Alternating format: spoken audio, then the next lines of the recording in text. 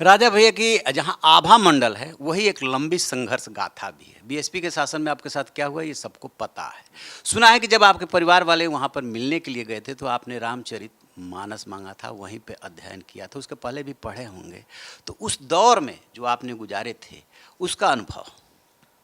बहुत अच्छा अनुभव है। और जेल यात्रा जो है, अब हम ये नहीं कह रहे हैं कि कोई अपराध करके जेल जाए, लेकिन अगर संघर्ष में कोई जेल जाता है तो यात्रा एक बहुत बड़ी आपकी अंतर यात्रा भी सिद्ध हो सकती है।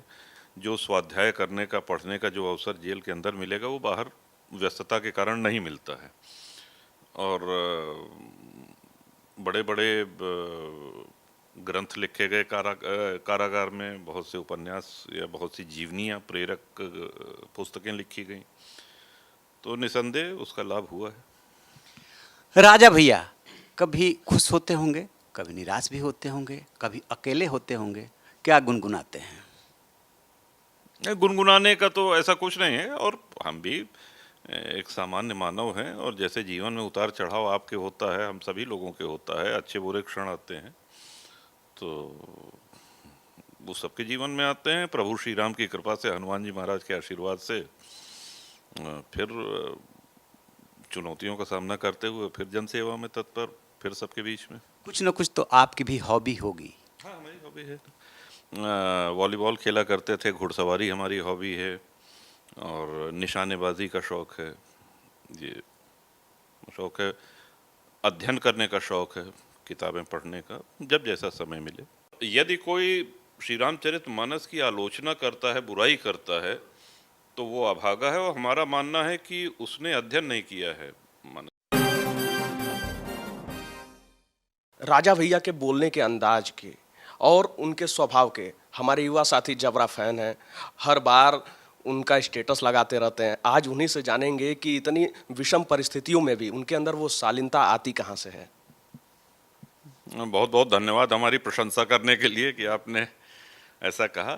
नहीं, माता पिता के दिए हुए कुछ संस्कार होते हैं, कुछ शिक्षाएं होती हैं, और ईश्वर की कृपा है, गुरुदेव का आशीर्वाद है, बस यही मैं कहूँगा। जिस तरीके से आप, बहुत सारी ऐसी परिस्थितियां सबके जीवन में होती हैं कि वो वहाँ पे थोड़ा हाइपर हो जाते हैं।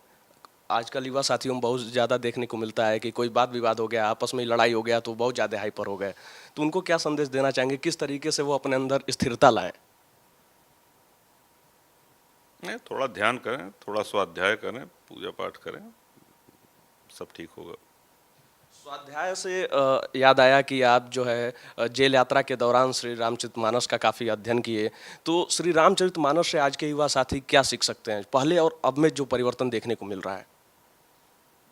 देखिए, श्री रामचरित मानस का जो अध्ययन करेंगे, वो चाहे युवा हो, चाहे वरिष्ठ जन हो, स्त्री हो, पुरुष हो, कोई भी हो, बहुत कुछ सीखने को मिलेगा। तुलसी बाबा ने इस महाग्रंथ की रचना उस समय करी थी जब भारत में मुगल शासन था।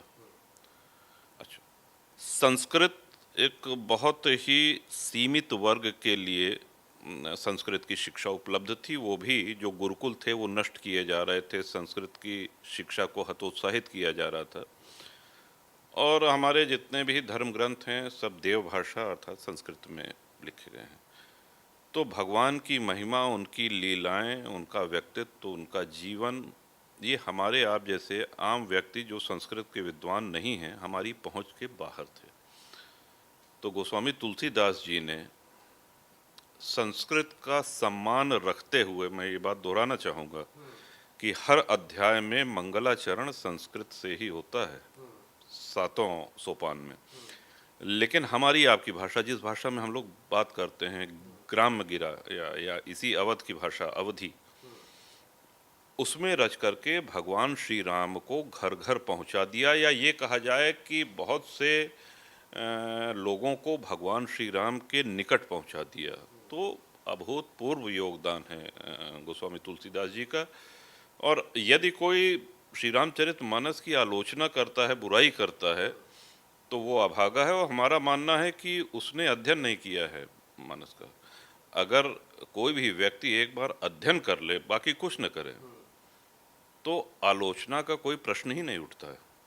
कोई सस्ती लोकप्रियता पाने के लिए आलोचना कर रहा है, कोई कुछ कर रहा है, लेकिन उसका कोई अस्तित्व तो नहीं है। तो ईश्वर भी जब अवतार लेकर के धरती पे प्रकट हुए तब भी उनके विरोधी थे, तब भी उनको बुरा कहने वाले लोग थे।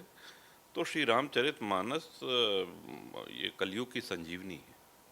तो उस विरोध का कितना प्रभाव पड़ेगा? लोग अपने अपने हिसाब से अलग अलग दोहे का अर्थ निकाल लें। कोई प्रभाव नहीं पड़ेगा, बल्कि हम तो ये कहेंगे कि अगर श्री रामचरितमानस के विरोध में कोई बोलता है तो हजारों ऐसे नौजवान हैं जो ये चाहेंगे कि हम पढ़ें जो है और निकट आएँ, तो बिल्कुल कोई प्रभाव नहीं पड़ेगा।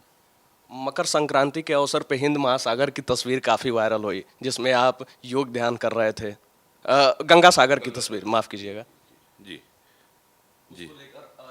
जो आप समय समय पर ऐसा कार्य करते हैं वो काफ़ी चर्चा में रहता है। हम लोगों ने भी देखा, मीडिया में भी काफ़ी चर्चा का विषय रहा। और हम जैसा कि पहले भी बताया कि कई सारे युवा साथी जो हैं ऐसे आपके जबरा फैन हैं, शायद आपसे मिले भी नहीं होंगे, फिर भी आपको बहुत पसंद करते हैं।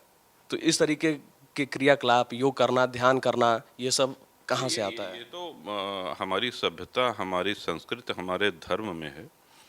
और हमको अपने मूल को पकड़ के रखना है। अपने छोटे भाइयों बहनों से यही हम कहना चाहते हैं। जीवन में खूब प्रगति करें, खूब आगे जाएं, लेकिन हमारा जो मूल है उससे हम अलग ना हों। तो ये तो हमारा मूल है, हमारा अस्तित्व है, हमारी पहचान है, ये तो होना ही चाहिए। आपकी जो हॉबीज हैं, घुड़सवारी करना, निशानेबाजी, वॉलीबॉल खेलना, तो क्या अभी भी अपने खाली समय में करते हैं? वॉलीबॉल में तो 12 लोग चाहिए, टीम चाहिए, तो ऐसा संभव नहीं हो पाता है। जब कारागार में थे तब ये अवसर मिल जाया करता था खेलने का, तो समय का सदुपयोग वहाँ ऐसे भी होता था। घुड़सवारी कर लेते हैं। अभी भी घुड़सवारी होती रहती है। बाकी और आप क्या पसंद करते हैं? जैसे चौपाइयों को गुनगुनाना कभी? हाँ नहीं, ठीक है। श्री रामचरितमानस का जितनी बार अध्ययन करें उतनी बार कुछ नया आपको सीखने को मिलेगा, उतनी बार आप लगेगा आपको कि हम एक सीढ़ी और ऊपर आए। कदाचित इसीलिए तुलसी बाबा ने अध्याय को सोपान के नाम से, सोपान अर्थात सीढ़ी, तो आप एक के बाद एक जैसे सोपान आगे बढ़ते हैं, आपको ये लगेगा कि आप अति हरि कृपा जाहि पर होई, पाँव दे मार्ग सोई। तो अगर आप इस तरफ आकर्षित हुए हैं तो इसका मतलब हरि की कृपा है आपके ऊपर। आपके निवास स्थान में जैसे ही हम लोग अंदर आए तो परम पूज्य देवराहा बाबा का फोटो लगा हुआ है, उसको लेकर आप? हमारे गुरुदेव हैं। काफी घनिष्ठता भी रही है। नहीं, घनिष्ठता नहीं, उनकी असीम कृपा हमारे ऊपर रही है। तो सुना आपने, जिनके आप जबरा फैन हैं, 30 साल से निर्विरोध विधायक राजा भैया कितने शालीन और शालीनता से हर एक सवाल का जवाब देते हैं। अगर उस शालीनता को आप भी सीखना चाहते हैं तो आप भी रामचरितमानस का अध्ययन जरूर करें।